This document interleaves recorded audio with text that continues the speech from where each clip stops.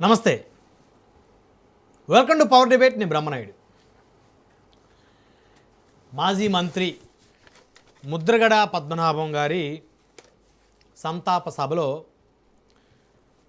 TDP MLA bonda Uma కొన్ని ఆసక్తికరమైనటువంటి comments చేశారు. విజయవాడ వేదికగా ఒక సభను ఏర్పాటు చేయబోతున్నానని, కాపులందరూ రాష్ట్రంలో ఏకతాటి మీదకి రావాల్సినటువంటి సమయం ఆసన్నమైందని, ముద్రగడ పద్మనాభం గారి ఆశయ సాధన దిశగా ముందుకు వెళ్ళాలని, కాపు రిజర్వేషన్ల అంశానికి సంబంధించి కూడా బోండా ఉమా ఆసక్తికర వ్యాఖ్యలు చేశారు. ఎందుకంటే ఆయన తెలుగుదేశం పార్టీ ఎమ్మెల్యే, రెండవసారి టీడీపీ ఎమ్మెల్యేగా ఉన్నారు. విజయవాడ సెంట్రల్ నుంచి 3 సార్లు పోటీ చేశారు. టీడీపీ నుంచి 2019లో ఓడిపోయారు, 2014 గెలిచారు, 24 గెలిచారు.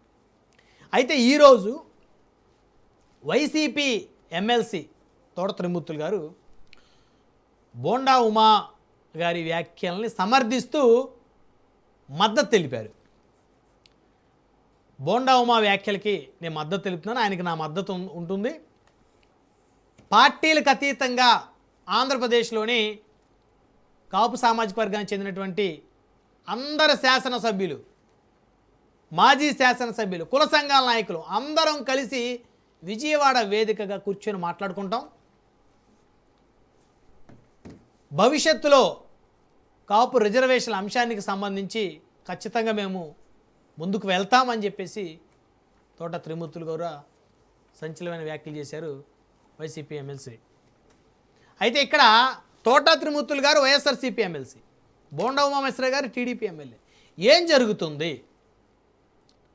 ఒక టీడీపీ ఎమ్మెల్యే చేసిన వ్యాఖ్యలని సమర్థిస్తూ, ఆయనకు మద్దతు ఇస్తూ, ఖచ్చితంగా వారి ఆహ్వానాన్ని మేము మన్నించి వారు పిలిస్తే మేము వెళ్తాం, అన్ని పార్టీలకు అతీతంగా మేము వెళ్తాం, మళ్ళీ మా హక్కులు మేము సాధించుకుంటాం, మాకు అన్యాయం జరుగుతుంది అని చెప్పేసి తోట త్రిమూర్తులు గారు వైసీపీ ఎమ్మెల్సీ మాట్లాడటం, ఇది ప్రభుత్వానికి ఏ విధంగా మైనస్గా మారనుంది? ఆంధ్రప్రదేశ్లో కూటమి ప్రభుత్వంలో పార్టీలకు అతీతంగా కాపు సామాజిక వర్గానికి చెందిన ఎమ్మెల్యేలు, మాజీ ఎమ్మెల్యేలు తిరుగుబాటు చేసేటువంటి ప్రయత్నం ఏమన్నా చాపకంది నీరులా సాగుతుందా? కూటమి ప్రభుత్వం ఏర్పడిన తర్వాత పవన్ కళ్యాణ్ గారికి పెద్ద ఎత్తున ప్రయారిటీ పెరగటం, ఆయన డిప్యూటీ సీఎంగా ఉండటం, చంద్రబాబు గారితో సమానంగా పవన్ కళ్యాణ్ గారు నడవటం, సో మిగతా తెలుగుదేశం పార్టీకి చెందినటువంటి శాసనసభ్యుల యొక్క ప్రయారిటీ తగ్గటం, కాపు సామాజిక వర్గానికి చెందినవారు ప్రత్యేకించి, ఇవన్నీ కలగలిసి వారేమన్నా ఒక వ్యూహాన్ని పన్నుతున్నారా అనేటువంటి ఒక చర్చ కూడా ఆంధ్రప్రదేశ్ రాజకీయాల్లో మొదలైంది. మళ్ళీ తెర మీదకు కాపు రిజర్వేషన్ అంశం రానుందా? వస్తే ఏ విధమైనటువంటి పరిస్థితులు, పరిణామాలు జరగబోతున్నాయి? ఒకప్పుడు ముద్రగడ నాయకత్వంలో తుని వేదికగా 15 లక్షల మందితో జరిగినటువంటి ఆ సభ ఆనాడు ప్రభుత్వాన్ని తిప్పలు పెట్టింది. ఇప్పుడు ఒక అధికార పార్టీ ఎమ్మెల్యే, ఒక ప్రతిపక్ష పార్టీ ఎమ్మెల్సీ, మాస్ ఫాలోయింగ్ ఉన్నటువంటి ఒకే సామాజిక వర్గానికి చెందినటువంటి ఆ ఇద్దరి నాయకుల ప్రకటన దేనికి సంకేతం? వారిలాగానే మరికొందరు కూడా ఇదే బాట నడవడానికి సిద్ధమయ్యారా? వీరు వెనకుండి నడిపిస్తుంది ఎవరు? వీరు ఎందుకు నడవాలనుకుంటున్నారు? వీరికైనా ప్రాధాన్యత దక్కటం లేదనా? ప్రాముఖ్యత దక్కటం లేదనా? మొత్తానికి ఏం జరగబోతుంది? ఇదొక అంశం. అయితే మరొక అంశం చూస్తే ఆంధ్రప్రదేశ్లో చర్చనీయాంశంగా మారుతున్నాయి షాడోల రాజ్యాలు. షాడోలు అంటే ఇప్పుడు చాలా నియోజకవర్గాల్లో కొత్తగా పాపం ఎన్నికైన ఎమ్మెల్యేలకు సంబంధించి ఎమ్మెల్యేల పెత్తనాలు ఏమి ఉంటల్లా, షాడోల పెత్తనాలు ఉంటున్నాయి. ఎమ్మెల్యే గారిని కలవాలంటే షాడో ఎమ్మెల్యేని కలవాలి. ఎమ్మెల్యే గారితో డైరెక్ట్గా డీల్ మాట్లాడడానికి లేదు, షాడో ఎమ్మెల్యేతో డీల్ మాట్లాడుకోవాలి.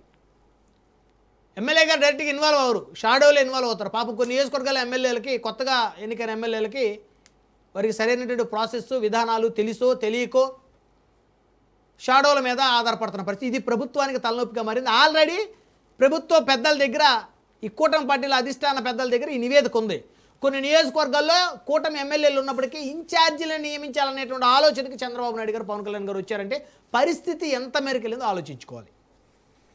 ఇక మరీ ముఖ్యంగా చెప్పాలంటే వైఎస్ఆర్ కాంగ్రెస్ పార్టీలో ఎమ్మెల్యే దగ్గర ఉన్నటువంటి షాడోలు షాడోలుగా కలెక్షన్ ఏజెంట్లుగా ఎవరైతే ఉన్నారో వారు ఇప్పుడు ఇదే కూటమి ప్రభుత్వంలో జనసేన పార్టీ ఎమ్మెల్యేల దగ్గర, కొంతమంది జనసేన ఎమ్మెల్యేల దగ్గర, కొంతమంది టీడీపీ ఎమ్మెల్యేల దగ్గర అదే షాడోలు, అవే కలెక్షన్ ఏజెంట్లు ఇక్కడ కొనసాగుతూ ఉన్నారు.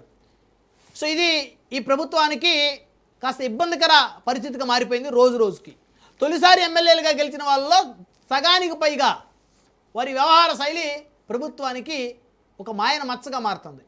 మళ్ళీ టికెట్లు రావనో వచ్చినా గెలవనో ఉన్న 5 ఏళ్ళలో దీపం ఉన్నప్పుడు ఇల్లు చక్కబెట్టుకోవాలనేటువంటి కొంతమంది శాసనసభ్యుల ఆలోచన విధానం ప్రభుత్వ పెద్దలు ఎంత కష్టపడి పనిచేసినప్పటికీ, ప్రజల కోసం సంక్షేమాన్ని అందించినప్పటికీ, 24 గంటలు పనిచేసినప్పటికీ కూడా ఎమ్మెల్యేల వ్యవహార శైలితో ప్రభుత్వానికి మాయన మచ్చగా తయారవుతుందనేది మరొక అంశం. సో ఈ అంశాలన్నీ చర్చిద్దాం. ఇదే వాళ్ళ పవర్ డిబేట్, షాడోల రాజ్యం. ఈ డిబేట్లో మనతో పాల్గొంటున్నారు మధుసూదన్ రెడ్డి గారు, వైఎస్ఆర్ కాంగ్రెస్ పార్టీ సీనియర్ నాయకులు, మనతో స్టూడియోలో జాయిన్ అయ్యారు. అదేవిధంగా దాసరి కిరణ్ గారు, జనసేన పార్టీ రాష్ట్ర అధికార ప్రతినిధి వారు కూడా మనతోటి జూమ్ కాల్లో జాయిన్ అయ్యారు. అదేవిధంగా కేఎస్ ప్రసాద్ గారు, రాజకీయ విశ్లేషకులు, మరికొద్దిసేపట్లో వారు మనతో జూమ్ కాల్లో జాయిన్ అవుతారు. అదేవిధంగా సప్తగిరి ప్రసాద్ గారు, తెలుగుదేశం పార్టీ సీనియర్ నాయకులు, వారు కూడా మరికొద్దిసేపట్లో మనతో జూమ్ కాల్లో జాయిన్ అవుతారు. రైట్, కేఎస్ ప్రసాద్ గారు జాయిన్ అయ్యారు మనతోటి ఆల్రెడీ. రైట్, ముందుగా ఈ అంశం మనం ప్రారంభించే ముందు అనలిస్టు కేఎస్ ప్రసాద్ గారి దగ్గర నుంచి మనం ప్రారంభిద్దాం. కేఎస్ ప్రసాద్ గారు, గుడ్ ఈవినింగ్ సార్. నమస్తే అండి. సో మొదటి అంశం, కేఎస్ ప్రసాద్ గారు, ముద్రగడ పద్మనాభం గారి సంతాప సభలో టీడీపీ ఎమ్మెల్యే గారు చేసిన వ్యాఖ్యలకి ఈరోజు వైసీపీ ఎమ్మెల్సీ గారు ఆ వ్యాఖ్యలను బలపరచడం ఏదైతే ఉందో, ఈ ఎపిసోడ్ని ఓవరాల్గా మనం ఎలా చూడాలి?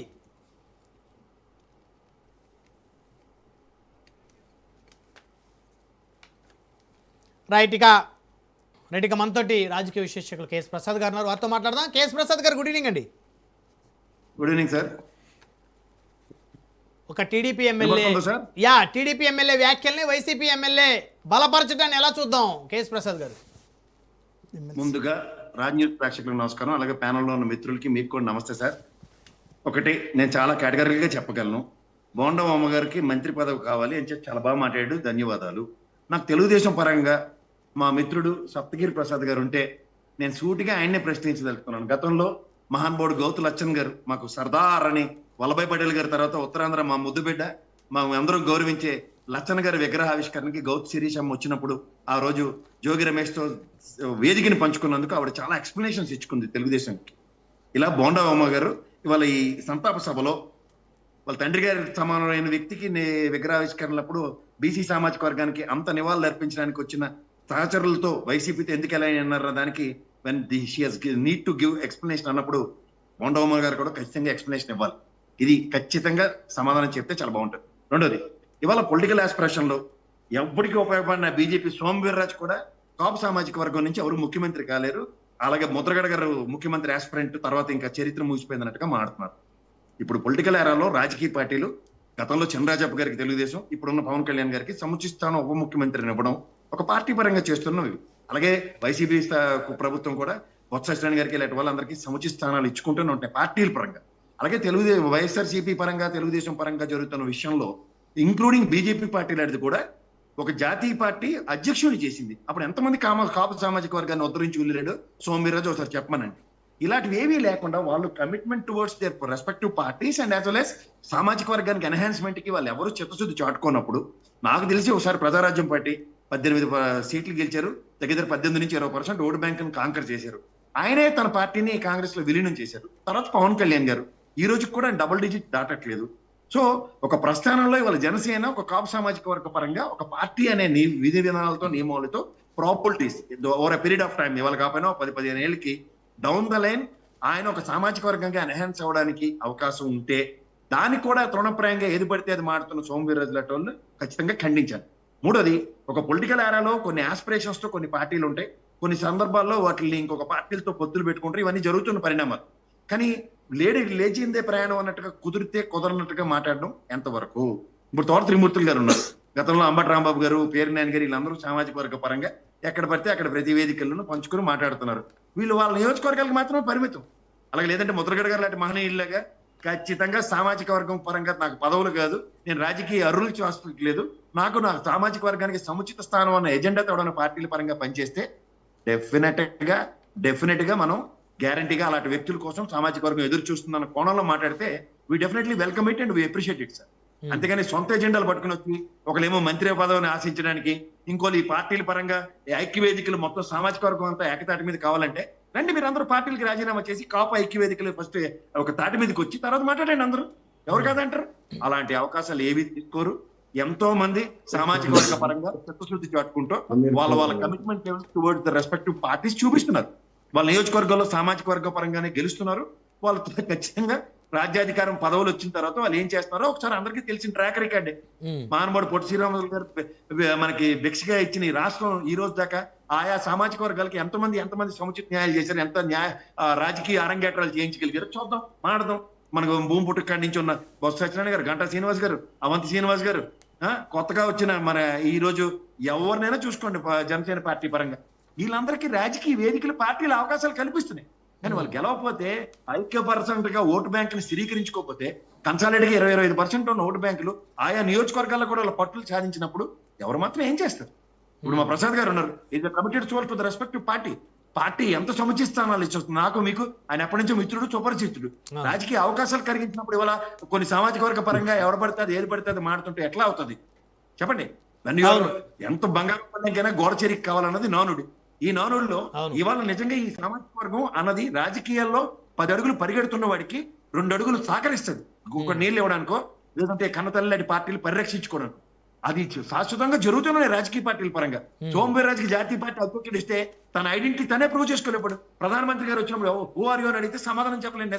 అంటే ఇక్కడ కేసు ప్రసాద్ గారు అప్పట్లో ఆయన మీద బాగా బురద కూడా చాలా మంది చల్లారంట కదా. ఆయన ఏదో జగన్మోహన్ రెడ్డి గారితో లాలూచి పడ్డారు, ఆయనకి జగన్మోహన్ రెడ్డి గారికి ఏదో లోపాయకార ఒప్పందం ఉంది, ఆయన మీద నిత్యం విషయం చల్లేసి ఆయన బదనాం చేశారని కూడా ఆయన సంబంధించిన వాళ్ళు ఇప్పటికీ మాట్లాడుతూ ఉంటారు. మరి నాకు అర్థమైన చెత్త నాకు ఎందుకు సార్? ఆయన మీద ఏమైనా పెద్ద ఐకానిక్ పర్సనాలిటీ, టాల్ పర్సనాలిటీలా ఈ రాష్ట్రానికి దమ్మిడికి పనికిరాని బీజేపీ పార్టీకి ఒకసారి అధ్యక్ష పదవి వెలగబెట్టాడు, ఎమ్మెల్సీ పదవి ఇచ్చారు తెలుగుదేశం వాళ్ళు. ఆ రోజు ఒక్కరోజు చంద్రబాబు ఎంత ఎట్లా తర్వాత తిడుతూనే ఉంటాడు. మాత్రమా దాని మీద నేను ఎవరితోనే డిబేట్కి సిద్ధంగా ఉన్నా. ఓకే 1 by 1 మాట్లాడదాం. మనతోటి దాసరి కిరణ్ గారు ఉన్నారు, జనసేన పార్టీ రాష్ట్ర అధికార ప్రతినిధి. దాసరి కిరణ్ గారు, గుడ్ ఈవినింగ్ అండి. గుడ్ ఈవినింగ్ బ్రహ్మనాయుడు గారు. సో విజయవాడ వేదికగా మళ్ళీ మరొక వేదిక ఒకటి సిద్ధంగా పోతా ఉంది. అందరూ కూడా ముద్రగడ గారి తరహాలో మరొక రిజర్వేషన్ అంశం కోసం ఉద్యమించబోతున్నారు. ఇది ప్రభుత్వానికి ఏ విధంగా మైనస్గా మారబోతూ ఉంది? అందరికీ నమస్కారం అండి. బ్రహ్మనాయుడు గారు, ఈ సోకాల్డ్ లీడర్లందరికీ నేను అదే కమ్యూనిటీలో పుట్టిన యువకుడిగా నేను ఏం చెప్తా ఉన్నానంటే, ఫస్ట్ అసలు కమ్యూనిటీ ఏం కోరుకుంటుందో మీరు తెలుసుకోండి. కమ్యూనిటీలోని యువత ఏం కావాలనుకుంటుందో మీరు తెలుసుకోండి. రిజర్వేషన్స్ కావాలనుకుంటుందా, రాజ్యాధికారం కావాలనుకుంటుందా, లేకపోతే బంగారు భవిష్యత్తు కావాలనుకుంటుందా, లేకపోతే వాళ్ళకి లీడర్షిప్ ఎబిలిటీస్ ఉంటాయి వాళ్ళని కూడా లీడర్లుగా తీర్చిదిద్దాలని చెప్పి కమ్యూనిటీ కోరుకుంటుందా, లేకపోతే ఇంకేదైనా కోరుకుంటుందా? కేవలం రాజకీయ పబ్బం గడుపుకోవటం కోసం, లేకపోతే మీరు లైమ్ లైట్లోకి రావటం కోసం, లేకపోతే మీ రాజకీయ ఉనికి కోసం మీరు కమ్యూనిటీని తరతరాలుగా ఇబ్బంది పెడుతూనే ఉన్నారు. తద్వారా మీరు రాజకీయ అధికారం పొందుతున్నారు. నేను చెప్పేది ఏంటంటే, కమ్యూనిటీ ఏం కావాలనుకుంటుందో మీరు తెలుసుకుని దానికి తగ్గట్టు మీరు అడుగులు వేస్తే కమ్యూనిటీ మీ వెనకాల నడుస్తుంది తప్ప వారి ఆకాంక్షలకి, యువత ఆకాంక్షలకి, లేకపోతే కమ్యూనిటీ ఆకాంక్షలకి వ్యతిరేకంగా మీరు ఏం చేసినా కూడా కమ్యూనిటీ మద్దతు మీకు ఉండదు. ఈ రోజున ముద్రగడ పద్మనాభం గారిని మేమందరం కూడా గతంలో ఎందుకు వ్యతిరేకించామంటే, ఆయన కాపు రిజర్వేషన్ల కోసం నేను ఫైట్ చేస్తానని వచ్చినప్పుడు community majority of the community ఆయన వెనకాల నడిచారు. ఒక ఉద్యమం నడిపించాలంటే ఎంతో ఓర్పు ఉండాలి, నేర్పు ఉండాలి, కమిట్మెంట్ ఉండాలి. దాన్ని మన తర్వాత ఆ దీపాన్ని, ఆ బ్యాటర్ని ఎవరికి అప్పచెప్పాలి, ఆ నాయకత్వాన్ని ఎవరికి అప్పచెప్పాలి, 2nd గ్రేడ్ నాయకత్వాన్ని తయారు చేయాలి. ఆ ఉద్యమం నీరు గారిపోకుండా చూసుకోవాలి. ఎప్పుడు ప్రజల ఆకాంక్షలకు తగ్గట్టు మీరు ఎంతో కమిటెడ్గా పనిచేస్తే కానీ ఒక ఉద్యమం అది సక్సెస్ అవ్వదు. తెలంగాణ ఉద్యమం తీసుకుంటే ఎన్నో సంవత్సరాలుగా ప్రజల్లో నాని ఒకళ్ళ తర్వాత ఒకళ్ళు ఉద్యమం స్టార్ట్ చేసినప్పుడు ఎవరైతే ఉన్నారో తెలంగాణ రాష్ట్రం సాధించేటప్పుడు వాళ్ళు లేరు, కానీ అది క్యారీ ఫార్వర్డ్ అయింది. అది రాష్ట్రం తాలూకా ఆకాంక్షలు. ఎందుకంటే ఒక కులానికి ఒక మతానికో చెందిన ఆకాంక్ష కాదు అది. ఓవరాల్ ఎంటైర్ స్టేట్లో ఉన్న ప్రజలు దాన్ని ఆకాంక్షించి ఒకళ్ళ తర్వాత ఒకళ్ళు దాన్ని లీడర్షిప్ తీసుకుని దాన్ని నాయకత్వం వహించి నడిపించి పోరాడి కొట్లాడి రాష్ట్రాన్ని తెచ్చుకున్నారు, రాజకీయంగా ఆ, వాళ్ళ పదవులు తెచ్చుకున్నారు. ఓకే. కానీ ఇక్కడ కమ్యూనిటీ ఏమైపోతుందంటే బ్రహ్మనాయుడు గారు, ముద్రగడ గారు సడన్ గా ఆయన కాడి వదిలేసి నా వల్ల కాదు ఇక అని వదిలేసినప్పుడు అప్పటి వరకు మీతో పాటు తిరిగినా లేకపోతే మీరు ఏదో సాధిస్తారని నమ్మిన కార్యకర్తలకో లేకపోతే కమ్యూనిటీ యువకులకో లేకపోతే కమ్యూనిటీకి సంబంధించిన ప్రజలకో తర్వాత ఏంటి పరిస్థితి? మీ తర్వాత ఏంటి? మీరు ఆ లీడర్షిప్ని క్యారీ ఫార్వర్డ్ చేసి నెక్స్ట్ ఎవరికో ఒకళ్ళకి అప్పచెప్పి వాళ్ళు నడిపిస్తారు, లేకపోతే వాళ్ళు నడిపించకపోతే ఇవాళ సగం వదిలేసిన వంటలాగో లేకపోతే సగం వదిలేసిన దానికిలాగా కాపు ఉద్యమం అయిపోయింది. ఈ రోజున మళ్ళీ ఎవరన్నా వచ్చి మేము కాపు ఉద్యమాన్ని మేము నడిపిస్తామంటే ఈ రోజు ప్రజలు నమ్మే పరిస్థితిలో లేరు. ఆల్రెడీ ఒకసారి నమ్మి వెనక నడిచినందుకు ఎన్నో ఇబ్బందులు పడ్డాం, ఎన్నో కేసులు ఎదుర్కొన్నాం, ఎన్నో మాటలు పడ్డాం. ఈ రోజుకి ట్రైన్ తగలబెట్టిన అంశంలో ఆ మకిలి కాపు కులం మొత్తానికి అంటుకుంది. సరే, అవన్నీ ఇక పాస్ట్ ఈజ్ పాస్ట్. దాసరికర్ గారు, ఇప్పుడు మీ కూటమి పార్టీ, మీ కూటమికి సంబంధించిన ఎమ్మెల్యే వ్యాఖ్యలకి వైసీపీ ఎమ్మెల్సీ మద్దతు తెలిపారు, దాని గురించి చెప్పండి. చెప్తాను దాని గురించి కూడా చెప్తాను. పాస్ట్ ఈజ్ పాస్ట్ కాదు, గతంలో ఏం తప్పులు జరిగాయో వాటిని సవరించుకుంటూ మళ్ళీ పునరావృతం కాకుండా మనం ఎప్పటికప్పుడు సరిదిద్దుకుంటూ వెళ్తేనే మనం మనుగడ సాధించగలుగుతాం. అంతేగాని ఏదో అయిపోయింది అనేది కాదు. అయితే ఇక్కడ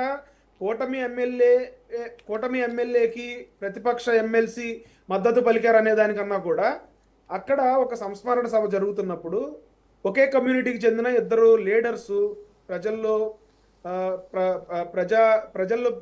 పోటీ చేసి గెలిచిన వాళ్ళుగా నేను వాళ్ళని చూస్తాను తప్ప దాన్ని ఒక రెండు పార్టీల కోణంలోనో లేకపోతే వాళ్ళిద్దరు కలిసి పనిచేస్తారనో లేకపోతే కలిసి పనిచేయబోతున్నారనో నేను చూసే పరిస్థితి లేదు బ్రహ్మనాయుడు గారు.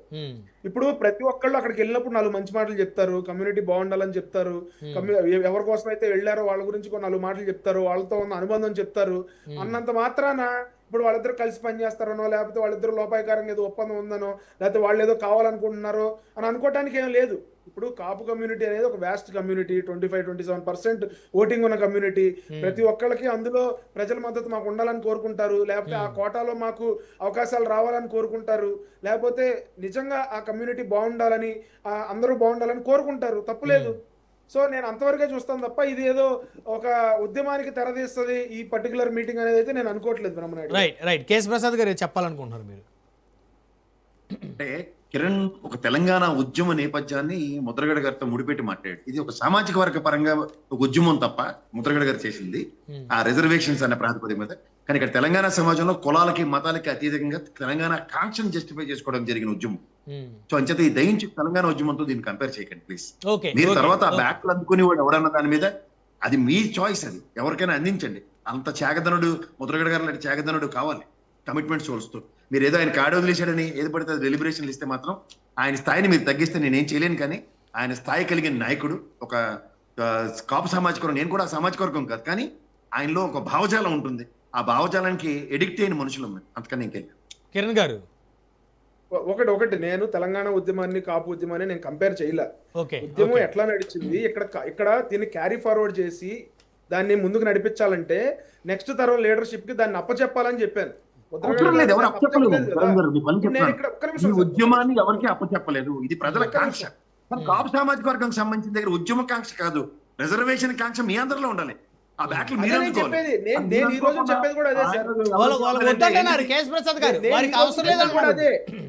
ఒక్క నిమిషం, కులానికి ఏం కావాలో తెలుసుకోండి అంటున్నా.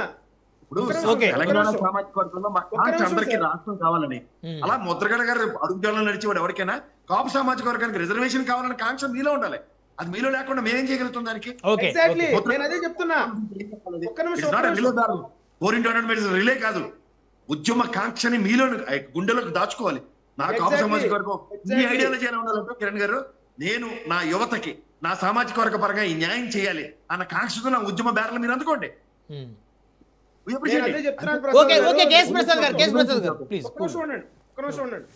నేను అదే చెప్తున్నా, మా కమ్యూనిటీ ఏం కావాలనుకుంటుందో తెలుసుకోండి, మా యువత ఏం కావాలనుకుంటుందో తెలుసుకోండి.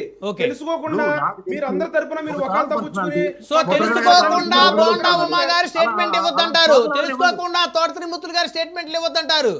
సో మీకు అవసరం లేదంటారు, మీ ఆకాంక్షను తెలుసుకొని వాళ్ళు మాట్లాడమంటారు. రైట్.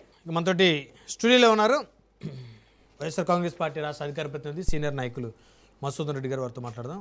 గుడ్ ఈవినింగ్ అండి Madhusudan Reddy. Good evening sir.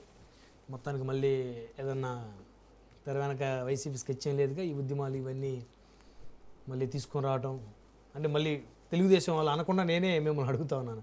ఇప్పుడు టీడీపీ ఎమ్మెల్యే వ్యాఖ్యలకి మీ పార్టీలో ఉన్న ఎమ్మెల్సీ మద్దతు ఇచ్చడం, బలపరచడం, అందరం కలిసి విజయవాడ వేదికగా ముందు సమావేశం అవుదాం, తర్వాత మళ్ళీ ముద్రగడ గారి ఆకాంక్ష నెరవేర్చే విధంగా ఉద్యమాన్ని మళ్ళీ ఎత్తుకుందామని మాట్లాడటం అంటే అది ప్రభుత్వాన్ని అస్థిరపరచడం ఏమో అనిపిస్తుంది. నాకేమంటారు? బ్రహ్మనాయుడు గారు, ముందుగా మీకు రాజనీస్ యాజమాన్యానికి, వీక్షిస్తున్న ప్రజలకి, అదేవిధంగా ప్యానెల్లో ఉన్నటువంటి అన్న పెద్దలు కేఎస్ ప్రసాద్ గారికి, సోదరులు సప్తగిరి ప్రసాద్ గారికి, తమ్ముడు దాసరి కిరణ్ గారికి శుభ సాయంత్రం. సార్, ఇప్పుడు బోండా ఉమా గారు ఏదో మాట్లాడినారు, దానికి మద్దతుగా వైఎస్ఆర్ కాంగ్రెస్ పార్టీ ఎమ్మెల్సీ తోట తిరుమూర్తులు గారు మాట్లాడారు. ఇప్పుడు ఇది కాపు ఉద్యమం అనేటువంటిది ఒక పెద్ద ఉద్యమం సార్. ఈ ఉద్యమాన్ని ముందుండి ఏ విధంగా ముద్రగడ పద్మనాభం గారు నడిపించారో, ఎంత ప్రయాసాల కోసం నడిపించారో మనం అందరం కూడా చూసాం. ఇప్పుడు తమ్ముడు దాసరి కిరణ్ గారు చెప్తా, ముద్రగడ పద్మనాభం గారు ఈ యొక్క ఉద్యమ స్ఫూర్తిని వేరే ఎవరికో క్యారీ చేయాలా అనేటువంటి ఒక విధానంలో తీసుకొచ్చాడు దాన్ని. ఈ ప్రపంచంలో జరిగే ఏ ఉద్యమాలు కూడా ఉద్యమం చేసేటువంటి వ్యక్తి ఎక్కడ కూడా క్యారీ ఫార్వర్డ్ చేయడు సార్. ఈవెన్ తమ్ముడు చెప్పినటువంటి యొక్క ఉద్యమం కూడా, ఈ తెలంగాణ ఉద్యమం ఏదైతే ఉందో ఉద్యమానికి కేసీఆర్కి ఎవరు కూడా క్యారీ ఫార్వర్డ్ చేయలేదు. లాస్ట్లో కేసీఆర్ సమక్షంలో ఈ రాష్ట్రం వచ్చింది. ఈ రాష్ట్రాన్ని వచ్చి సాధించే టైంలో కేసీఆర్ గారికి అంతకు ముందున్నటువంటి నాయకులు ఎవరు కానీ ఉద్యమ స్ఫూర్తితో కేసీఆర్ని బలోపేతం చేయలే. ఆయన అంతటికి ఆయన ఆ ఉద్యమాన్ని తీసుకొని ఆ ఉద్యమాన్ని ముందుకు తీసుకుపోయేటువంటి ఒక నాయకత్వం చాలా మంది చేశారు. ఎవరు కూడా కేసీఆర్కి ఇవ్వలేదు దాన్ని.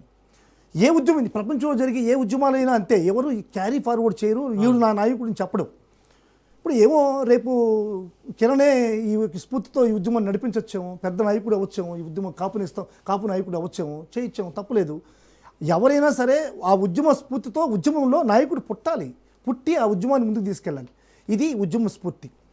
ఇంకా ఇప్పుడు ఈ యొక్క సభలో తీసుకొచ్చి ఏదైతే ఈ యొక్క ముద్రగడ పద్మనాభం గారి యొక్క సంతాప సభలో ఈ ఎమ్మెల్సీ గారు కానీ, బోండా ఉమా ఎమ్మెల్యే కానీ చేస్తున్నటువంటి వ్యాఖ్యల్ని నేను దీంతో నేను నా అభిప్రాయం చెప్తాను. దీన్ని శ్మశాన వైరాగ్యం అంటారు సార్. శ్మశాన వైరాగ్యం అంటే ఒక వ్యక్తి ఒక శవాన్ని తీసుకెళ్లి శ్మశానంలోకి పోయి బూట్ చేసేటప్పుడు, ఏంది ఈ జన్మ, ఎందుకు ఈ జన్మ, మనం ఏం సంపాదించగలము, ఎన్ని ఆస్తులు సంపాదించగలము, చివరికి ఇదే పోవాల్సిందే కదా, మనం చేసే తప్పులు ఎందుకు, మనం చేసే తడకలు ఎందుకు అని చెప్పి ఒక విధమైనటువంటి ఒక వైరాగ్యానికి లోనవుతాడు.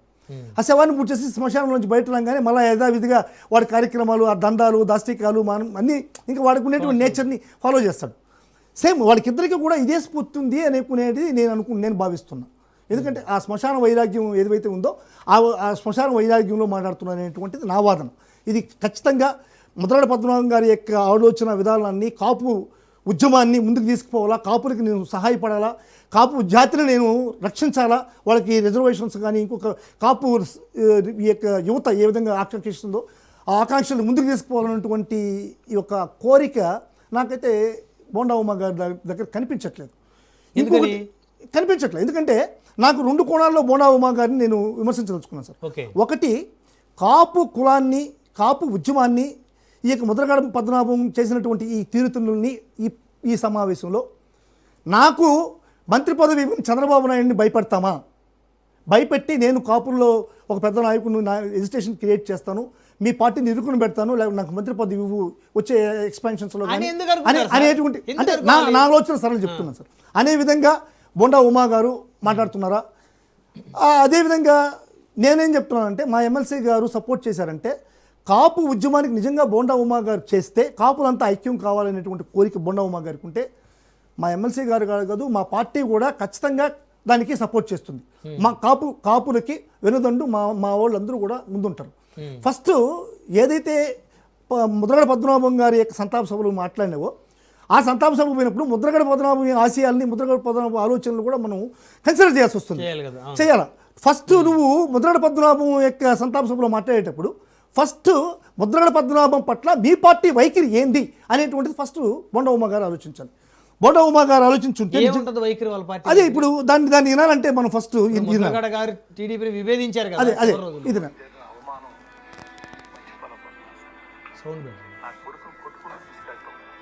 నా భార్య నంచకానా లేకవే అని రెక్కకి లాగటం అండి.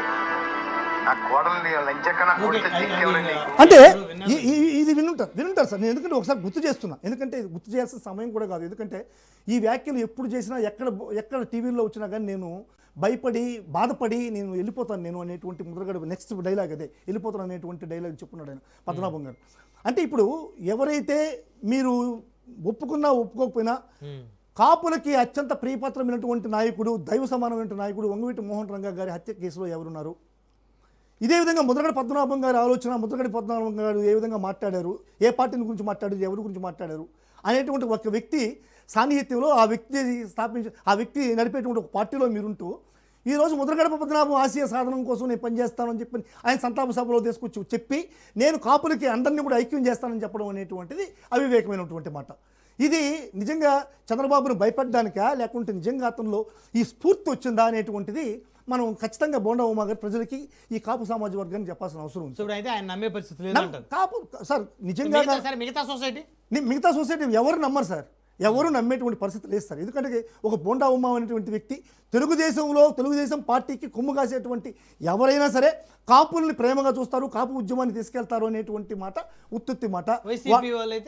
వైసీపీ వాళ్ళైతే కనీసం ఒక 50 to 60% అనేది తీసుకుపోవడానికి ఉంది సార్. కొంచెం ఉన్నా మాకు ఆ దృక్పథం ఉంది. కాపులను కాపాడాలా, కాపుల్ని ముందుకు తీసుకెళ్లాలనేటువంటి దృక్పథం జగన్మోహన్ రెడ్డి గారిలో ఉంది. కొంచెం ఆ ఉండేటప్పుడు మేము కాపులకు ఏ విధమైనటువంటి ఇంపార్టెన్స్ ఇస్తున్నాం అనేటువంటిది మీకు అందరికీ తెలుసు. డిప్యూటీ సీఎం ఇచ్చాం, అదేవిధంగా బొత్స సత్యనారాయణ కానీ అంబటి రాంబాబు కానీ పేరు నాని కానీ ఇప్పుడు రెడ్డి కులానికి సంబంధించిన నాయకులకు అందరికన్నా కూడా వాళ్ళని ముందుకు తీసుకుపోయేటువంటి పరిస్థితి మా వైఎస్ఆర్ కాంగ్రెస్ పార్టీలో ఉంది. అది కాదు రబ్బర్ స్టాంపులు నో సార్, మా పార్టీలో ఎవరు రబ్బర్ స్టాంపులు కాదు సార్. వాళ్ళకి ఇండివిజువల్గా వాళ్ళ క్యాలిబర్ ఉంది, వాళ్ళకి ఇచ్చేటువంటి విలువ వాళ్ళకి తగ్గకుండా మేము ఇచ్చేటువంటి పార్టీ వైఎస్ఆర్ కాంగ్రెస్ పార్టీ. కాబట్టి వైఎస్ఆర్ కాంగ్రెస్ పార్టీలో ఇప్పుడు ఇటువంటి చరిత్ర వైఎస్ఆర్ కాంగ్రెస్ పార్టీకి లేదు సార్. ఇప్పుడు ఏదైతే టీడీపీకి ఉందో అటువంటి చరిత్ర లేదు.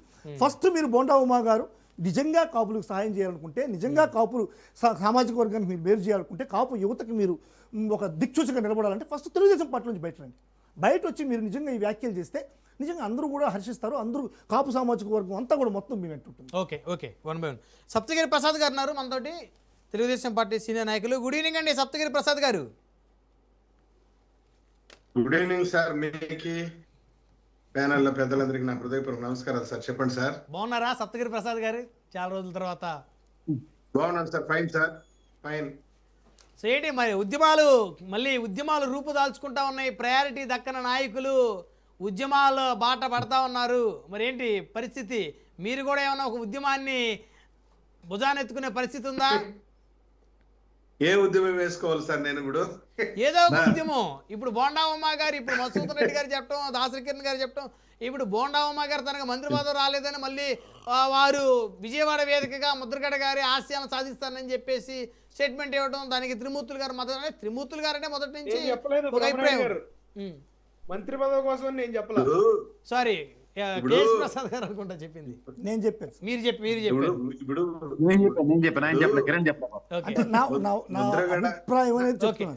ప్రసాద్ గారు, సప్తగిరి ప్రసాద్ సార్, ఇప్పుడు ముద్రగడ పద్మనాభం గారి ఒక ఆశయం కోసం పోరాటం చేశారు, ఉద్యమం నడిపారు. ఆ ఆశయాన్ని బోండా ఉమ్మ గారు తీసుకుంటాను అంటే దాన్ని తప్పు పట్టాల్సిన అవసరం ఏముంది? ఇక్కడ ఏముంది రాజకీయం, డిబేట్, చర్చ ఏముంది చెప్పండి, నాకు అర్థం కాదు. యూనిఫామ్ ఐడియా ప్రసాద్ సార్ మాట్లాడుతున్నారు. నెక్స్ట్ మీరే మాట్లాడుతున్నారు. Prasad sir submission. చెప్పండి ప్రసాద్. చెప్పండి. సప్తగిరి ప్రసాద్ గారు నమస్కారం. నేను ఒక చిన్న సబ్మిషన్ మీకు. గౌతు లచ్చన్ గారు అంటే ఆయన తండ్రి. ఆయన విగ్రహావిష్కరణకి ఎప్పుడైతే బీసీ సామాజిక వర్గ పరంగా ఆవిడ ఎప్పుడైతే వెళ్ళారో, పార్టీ డిసిప్లినరీ యాక్షన్ కింద ఆవిడ 100 తరబడి ఎక్స్ప్లెనేషన్ ఇచ్చింది. ఆ రోజు వేదిక మీద జోగి రమేష్ ఉన్నాడని ర్యాలీలో ఆవిడతో పాటు ప్రయాణం చేసింది. ఇది ఈ కాన్సెప్ట్ లో ఒక వేదికని తోట త్రిమూర్తులతో పంచుకొని, తోట త్రిమూర్తులు సంఘీభావం బోండా ఉమ్మకి ఇచ్చాడు. ఎందుకంటే ఆయన మంత్రివర్గ కూర్పు మీద దేని మీద బోండా ఉమ్మకి సంఘీభావం ప్రకటించాడు ఆయన. ఇక్కడ మీరు పార్టీ ఈ విషయంలో ఎంత కన్సిడరేషన్ ఇస్తారు? ఇది కొంచెం చెప్పగలిగితే మీరు పెద్దలు. మీకు తెలుసో లేదో, మా చిత్తూరు జిల్లాలో, మా తిరుపతిలో కాపు సామాజిక వర్గం, కాపు వనభోజనాల పేరుతో నిర్వహించే కార్యక్రమానికి అన్ని పార్టీల్లో ఉన్నటువంటి కాపు సామాజిక వర్గం నాయకులు, అన్ని పార్టీలో ఉన్న నాయకులు వచ్చి ఒక వేదిక పైన చేరి వాళ్ళ సమస్యలను చర్చించుకుంటారు. ఒక కాపు సామాజిక వర్గమే వనభోజనాలే కాదు, అన్ని సామాజిక రెస్పెక్టివ్ పార్టీస్ వచ్చి కలుస్తుంటారు. సరే, ఒక యూనిఫామ్ ఐడియాలజీ గురించి ఆయన మాట్లాడినప్పుడు దీన్ని ఇంత పెద్ద ఎత్తున రాజకీయం చేయడం, ఇంత పెద్ద ఎత్తున పొలిటిక్స్ చేయడం అనేది నా దృష్టిలో కరెక్ట్ కాదనిపిస్తుంది. గౌతు గురించి ఒక బీసీ అమ్మాయి గౌతు లక్ష్మణ గారు. సో ఇప్పుడు బోండమ్మ గారు కూడా ఎక్స్ప్లెనేషన్ ఇవ్వాలి. సేమ్ వారికి వర్తించినట్టే వీరికి ఎందుకు వర్తించదు అనేది కేఎస్ ప్రసాద్ గారు మీ ప్రశ్న, అంతే కదా? అడుగుతాను అట్లా కాదు సార్. ఇప్పుడు బోండమ్మ గారు ఒక మాట అన్నారు, దాన్ని ఇంత పెద్ద ఎత్తున చర్చ చేయడము, పొలిటిక్స్ చేయడము, ఎవరు కావలసిన విధంగా వాళ్ళు మసాలా పూసి మాట్లాడటము. ఇప్పుడు బోండమ్మ గారికి ఏం అన్యాయం జరిగిందని ఇంత పెద్ద ఎత్తున రాద్ధాంతం చేస్తున్నారు. జరుగుతుంది. ఇప్పుడు ఆయన ఒక మాట, ముద్రగడ ఆశయాన్ని తీసుకెళ్లాల్సిన బాధ్యత నా దృష్టిలో అందరిపైన ఉంది. ఆయన ఒక మాట అన్నాడు, దాన్ని ఇంత పెద్ద ఎత్తున ఇది చేయడం అనేది కరెక్ట్ కాదు అసలు. పైగా మంత్రి పదవి రాలేదనేసి పదవులు రాని వాళ్ళందరూ భుజాన పోయిన ఉద్యమాలు చేస్తే ఈ రాష్ట్రంలో దాదాపు అందరూ ఉద్యమకారులు అవ్వాల్సిందే. ఇప్పుడు మీరు కూడా అవ్వాలి. సప్తగిరి ప్రసాద్ గారు, మీరు గత 5-6 సంవత్సరాల నుంచి ఎన్నో పోరాటాలు చేశారు. గవర్నమెంట్ వచ్చి 2 సంవత్సరాలు దాటింది, మీకు ఎలాంటి ప్రాధాన్యత లేదు. మీరు కూడా చేయాలి ఉద్యమం. ఒక పదవులు రాకపోతే ఉద్యమం చేయాలన్న కాన్సెప్ట్ వస్తే ఇప్పుడు ఏం ఉద్యమం చేయాలా? వస్తుంది, పదవులు ఆడిపోతుంది. పదవులు లేకుండా ప్రాణాలు పోతుందా? అందరూ అట్లా అనుకోరు కదా మీలాగా. లేకపోతే ఇప్పుడు కొందరు అనుకుంటారు, కొందరు పార్టీలు మారే వాళ్ళు ఉంటారు, కొందరు పదవుల కోసం పాకులాడే వాళ్ళు ఉంటారు. కాదని చెప్పి నేను చెప్పలేదు. నా వేరు పార్టీ అని ఒక నమ్మకం, విశ్వాసంతో మేము ఉన్నాము. దానికని ఉద్యమాలు చేసే పార్టీ లాంటి పార్టీలో ఒక విషయం గుర్తుపెట్టుకోవాలి సార్. తెలుగుదేశం పార్టీ అనేది ఒక విశ్వవిద్యాలయం లాంటిది. ఒకసారి నేను ఇంతకు ముందు కూడా చెప్పినాను మీకు, ఒక సప్తగిరి ప్రసాద్ పోతే 10 మంది సప్తగిరి ప్రసాద్లు వస్తారు. నేను వెళ్ళిపోతే ఈ ప్లేస్ వేరే వాళ్ళు వచ్చి ఆక్రమిస్తారు, ఫుల్ఫిల్ చేస్తారు. ఏం కొంపలేం అంటుకోబోదు ఇక్కడ. ఆ విషయాన్ని అందరూ గుర్తుపెట్టుకోవాలా. నేను 100 సార్లు చెప్పినాను మీకు కూడా. ఈ తెలుగుదేశం పార్టీలో గెలిచినటువంటి ఎమ్మెల్యేలు అందరూ కూడా చంద్రబాబు నాయుడు గారి ముఖం చూసి, సైకిల్ సింబల్ చూసే గెలిచినారు. వీళ్ళ వ్యక్తిగత ఇమేజ్, వీళ్ళ వ్యక్తిగత charisma zero. Take it for granted, mark my words. Chandrababu Naidu garu సంతకం పెట్టిస్తే, ఎవరికి సంతకం పెట్టిస్తే ఆడు ఎమ్మెల్యే, అంతే. ఈ తెలుగుదేశం పార్టీలో వ్యక్తిగత బలము, నా ఇది అని విర్రవీగిన వాళ్ళని చాలా మందిని చూసాం. దగ్గరించి పార్టీ వెళ్ళిపోయిన వాళ్ళని చూసాం. ఆడపోయి అటర్ ఫ్లాప్ అవును దేహి నేను తప్పు చేసేసినాను, నన్ను క్షమించాను వాళ్ళు కూడా మళ్ళీ ఆదరించి ఎంకరేజ్ చేసిన చరిత్ర కూడా ఈ తెలుగుదేశం పార్టీ. నేను ఇతర పార్టీల గురించి నేను కామెంట్ చేయను. ఈ Telugu party is supreme, cycle symbol is supreme. Chandrababu పదవులు రాని వాళ్ళు ఓపిక పట్టాలా, ఛాన్స్ వచ్చినప్పుడు ఇస్తాడు. ఆయన లెక్కలు ఉన్నాయి. పదవులు రాలేదనేసి నేను ఉద్యమం ఇప్పుడు ఫర్ ఎగ్జాంపుల్ దేవేంద్ర గౌడ్ గారు కూడా తీసుకోండి, ఒక బెస్ట్ ఎగ్జాంపుల్. పదవులు రాలేదని చెప్పి నేను పార్టీ పెడతానన్నాడు. ఏమి మళ్ళీ తెలుగుదేశం పార్టీకి రాలా? అవును. ఇట్లా ఎగ్జాంపుల్స్ నేను చాలా చెప్పగలను. క్లిక్ అయ్యి ఉండొచ్చు, అందరూ కూడా నేనే ఆ విధంగా క్లిక్ అయిపోతానని లెక్కలు వేసుకుంటే. అవును. ఫర్ ఎగ్జాంపుల్ కేసీఆర్ గారు వెళ్ళాడు, ఏదో ఒక కొత్త ఐడియాలజీతో పార్టీ పెట్టాడు, క్లిక్ అయ్యాడు, చీఫ్ మినిస్టర్ అయ్యాడు. అందరూ కేసీఆర్లు అయిపోవాలంటే ఎట్లా? కాదు కదా. అవును. ఒక పొలిటికల్ పార్టీలో ఉన్నప్పుడు ఆ పార్టీ లీడర్షిప్ ని, ఆ పార్టీ నాయకత్వాన్ని గౌరవిస్తూ ముందుకు పోతే ఉంటుంది. పదవులు 35 ఏళ్లుగా 40 ఏళ్లుగా పనిచేస్తూ కనీసం ఎంపీటీసీలు, సర్పంచ్లు కానటువంటి నాయకులు చాలా మంది నాకంటే ఎదుటే ఉన్నారు.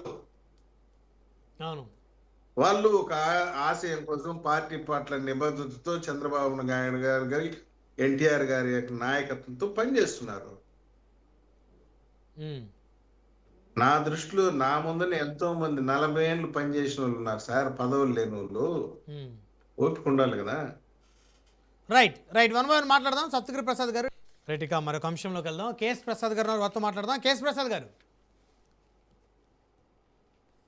షాడోల రాజ్యం చాలా నియోజకవర్గాల్లో ఎమ్మెల్యేల కన్నా షాడో ఎమ్మెల్యేల పెత్తనే పెరిగిపోయిందంట. ఆల్రెడీ ఈ అంశాలన్నీ అధిష్టానాలకు తెలిసినప్పటికీ కూడా పాపం వారు కూడా ఏం చేయలేని పరిస్థితి. కొన్ని నియోజకవర్గాల్లో అయితే ఇన్ఛార్జీలు పెట్టాలని చెప్పేసి ఆల్రెడీ టీడీపీ జనసేన అధిష్టానాలు డిసైడ్ అయ్యాయంట సార్. ఏం చెప్తారు?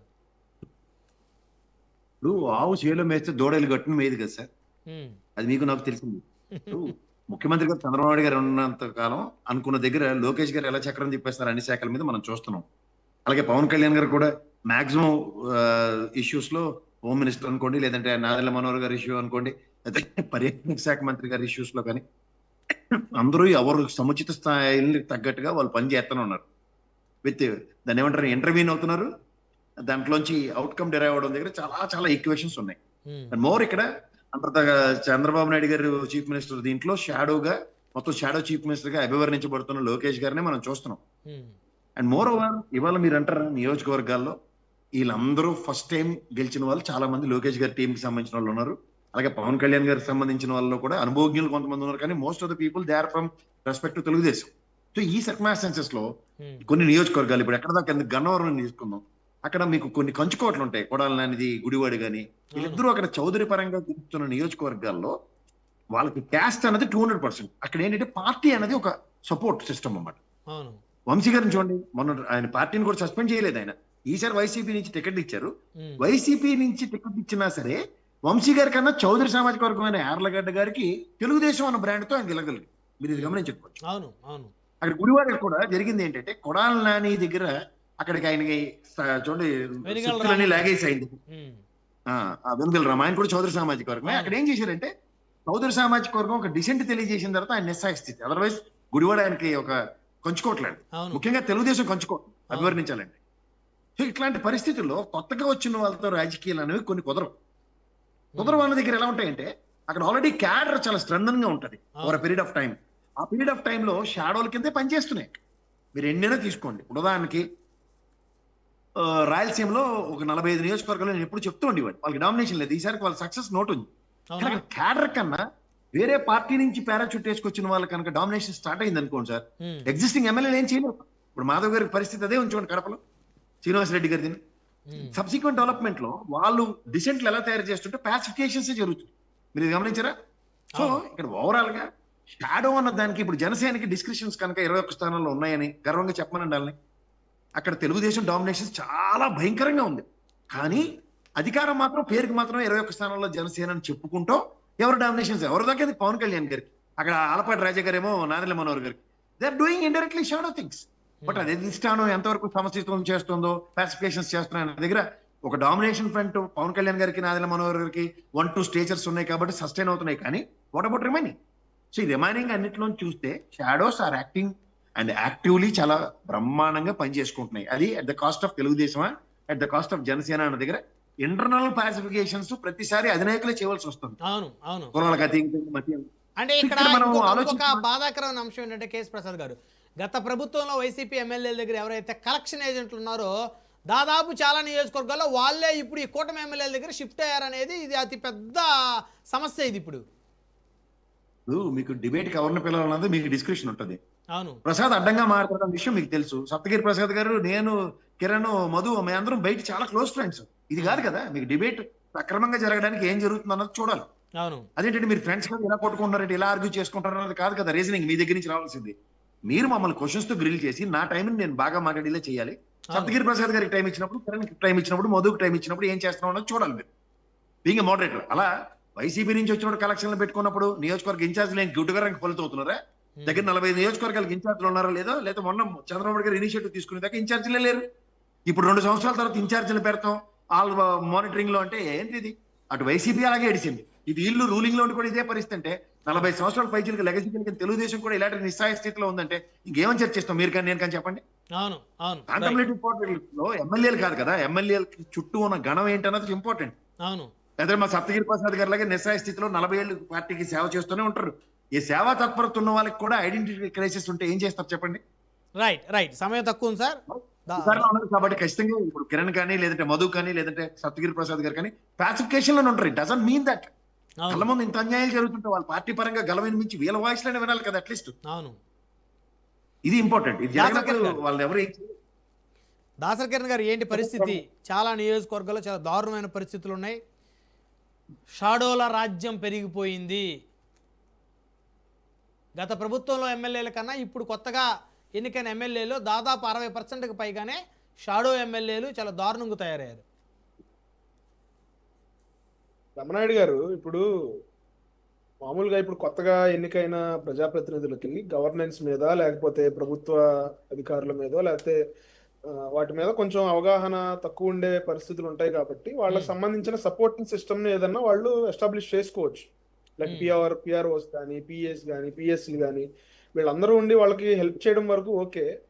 అంటే మీరు ఏ నియోజకవర్గాన్ని ఉద్దేశించి మాట్లాడుతున్నారో నాకు తెలియదు కానీ ఒకవేళ ఒక నియోజకవర్గం కాదు సార్,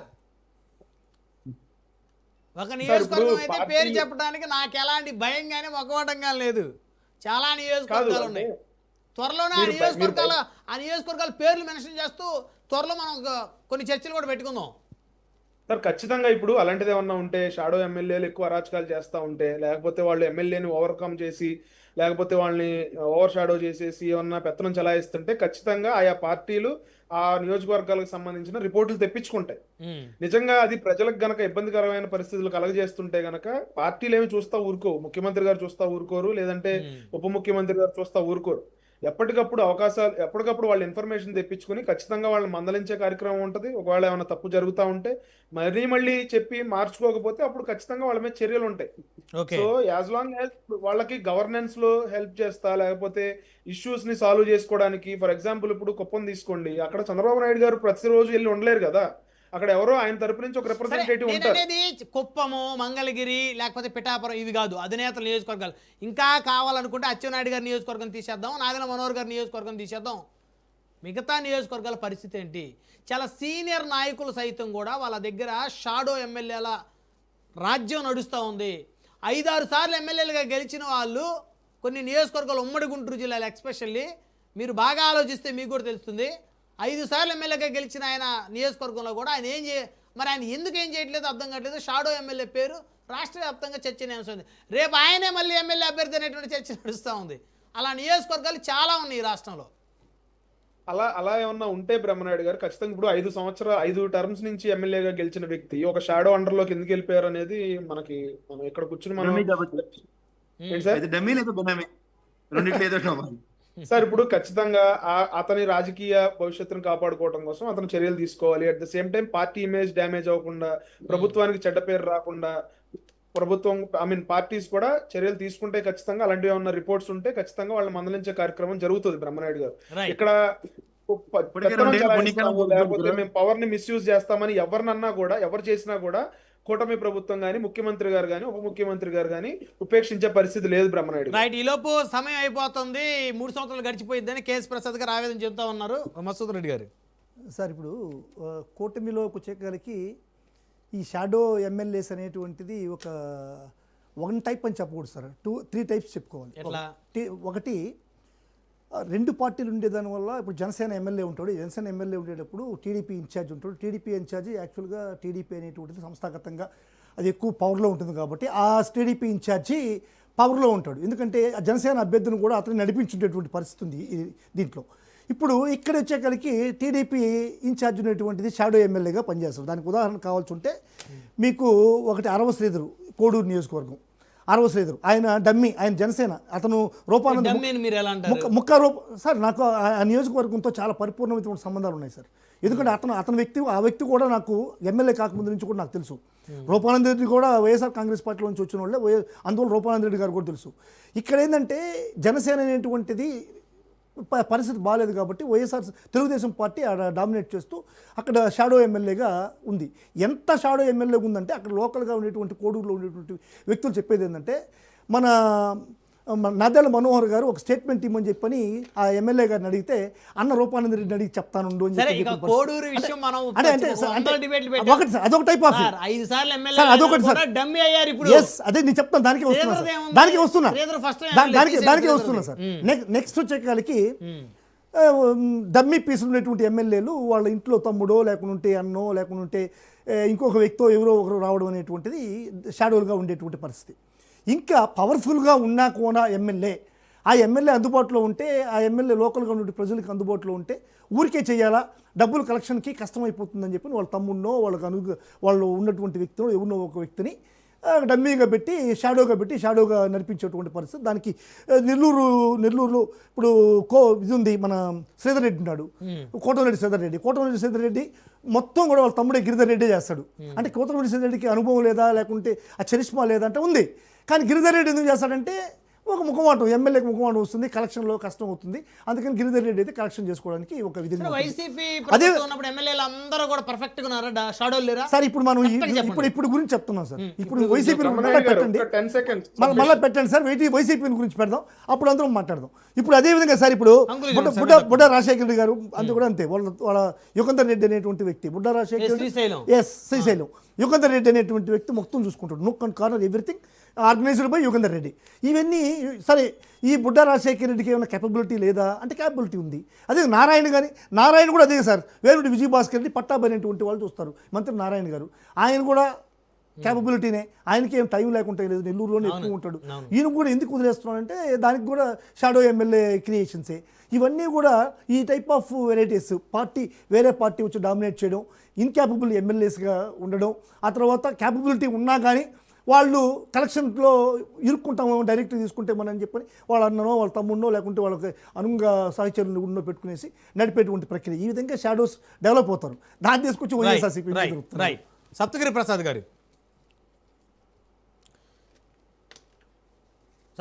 గారు వినిపిస్తుందా నా వాయిస్ మీకు? మీ పార్టీలో కూడా సీనియర్ 3-4 సార్లు గతంలో ఎమ్మెల్యేలుగా పనిచేసిన సీనియర్ ఎమ్మెల్యేల దగ్గర షాడో ఎమ్మెల్యేల పేర్లు వినపడుతుంది. అందులో వాళ్ళే రేపు మళ్ళీ పోటీ చేయబోతున్నారు, ఆ షాడో ఎమ్మెల్యేలు సీట్లు ఆశిస్తున్నారని కూడా చాలా బహిరంగంగా చర్చించుకుంటున్నారు. సార్, ఈ షాడో ఎమ్మెల్యేల గురించి, ఎమ్మెల్యేల యొక్క నియంతృత్వం గురించి, ఎమ్మెల్యేలు ఏదో సామంత రాజులాగా ఫీల్ అయిపోయినారనే అంశం గురించి చంద్రబాబు నాయుడు గారు మీటింగ్ పెట్టి చెప్పి తెలుసో లేదో ఒక ఓపెన్ మీటింగ్ లోనే ఏం చెప్పారంటే, తెలుగు ఇష్టం ఇస్తే క్యాడర్ మీతో ఉంటుంది, ఒకవేళ టికెట్ మీతో ఉంటుంది, అంతేగాని మీతో ఉండదు అని చెప్పి క్లియర్ గా చెప్పింది బాబు గారు. నేను ఈ సందర్భంగా షాడో ఎమ్మెల్యేలో ఉన్న మాట వాస్తవమే. ఈ చర్చ ద్వారా నేను ఒకటే చెప్తున్నాను, ఎప్పుడైతే నాయకుడు అసమర్థుడు అవుతాడో, ఎప్పుడైతే నాయకుడు ఇన్ఎఫిషియెంట్ అవుతాడో, వినండి కేఎస్ ప్రసాద్ గారు ప్లీజ్ ఓపిక. ఎప్పుడైతే నాయకుడు ఇన్ఎఫిషియెంట్ అవుతాడో, ఎప్పుడైతే నాయకుడు అసమర్థుడు అవుతాడో షాడో ఎమ్మెల్యేలు రెచ్చిపోతారు. ఎప్పుడైతే నాయకుడికి ఎన్నికైన ప్రజాప్రతినిధికి సబ్జెక్ట్ పైన అవగాహన ఉండదో, ఎప్పుడైతే కమాండ్ ఉండదో, నాలెడ్జ్ ఉండదో, షాడో ఎమ్మెల్యేలు రెచ్చిపోతారు. ఎప్పుడైతే నాయకుడు ప్రజలకు అందుబాటులో ఉండడో షాడో ఎమ్మెల్యేలు రెచ్చిపోతారు. ప్రజలకి ఎక్కడ పని జరుగుతుందో అక్కడికి వెళ్తారండి. అవును, ఈ రోజు కిరణ్ దగ్గర పని జరుగుతుందంటే అక్కడికి పోతారు. లేదు కిరణ్ దగ్గర ఆ పని కాదు, సప్తగిరి ప్రసాద్ దగ్గర జరుగుతుందంటే సప్తగిరి ప్రసాద్ దగ్గరికి వస్తారు. లేదు సప్తగిరి